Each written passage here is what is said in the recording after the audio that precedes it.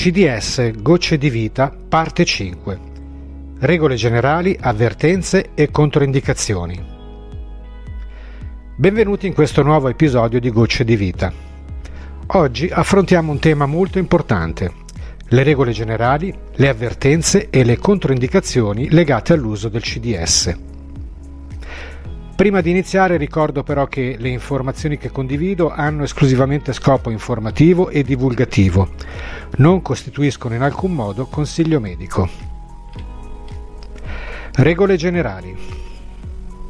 Più una persona è debilitata o malata, più lentamente deve aumentare la dose di CDS assunta. Mai inalare direttamente a lungo il gas. A piccole quantità non è pericoloso, ma un'inalazione continua è tossica. Se si assumono farmaci anticoagulanti come Warfarin o Heparina, serve particolare attenzione. Il biossido di cloro infatti non fluidifica il sangue, ma può modificare i valori delle analisi. Chi assume farmaci per malattie croniche, ad esempio diabete o ipertensione, dovrebbe sempre farsi seguire da un medico. In alcuni casi, nel tempo, la dose del farmaco infatti può necessitare di aggiustamenti e spesso di riduzione. Alcune persone durante l'uso riportano sintomi simili a un raffreddore. Si tratta spesso di biofilm che il biossido di cloro va a sciogliere, liberando agenti patogeni incapsulati. È importante ascoltare il proprio corpo. Troppo poco CDS non serve. Troppo può dare reazioni troppo forti. In caso di disagio, ridurre la dose e riprendere gradualmente. Possibili effetti collaterali.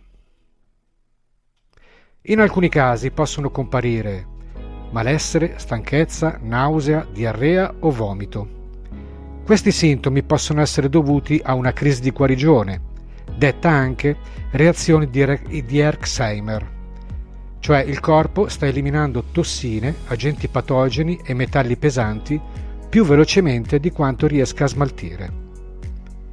In questi casi, ridurre la dose della metà, attendere la remissione dei sintomi e poi tornare gradualmente al dosaggio iniziale. In caso di sovradosaggio o fastidi, può essere utile assumere vitamina C, succo di mela fresca o acqua con bicarbonato di sodio. Se il disagio persiste, tornare alla dose del giorno precedente o ridurla ulteriormente. Cosa non fare?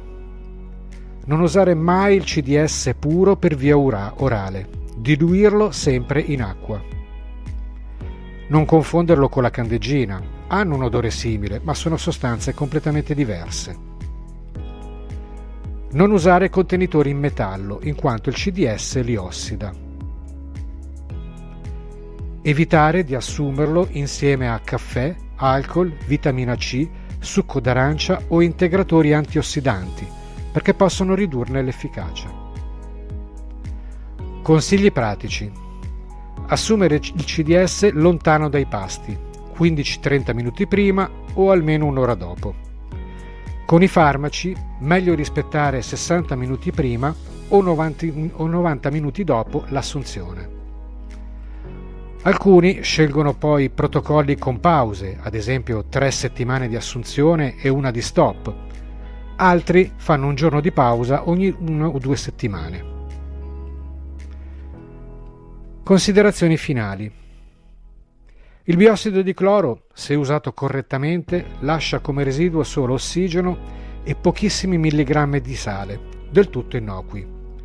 A dosaggi corretti, i test clinici non hanno riportato problemi a lungo termine.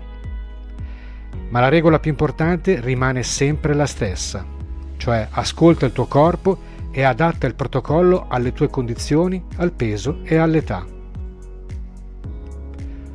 Conclusione. Con questo concludiamo la parte 5 della serie Gocce di Vita. Grazie per l'attenzione.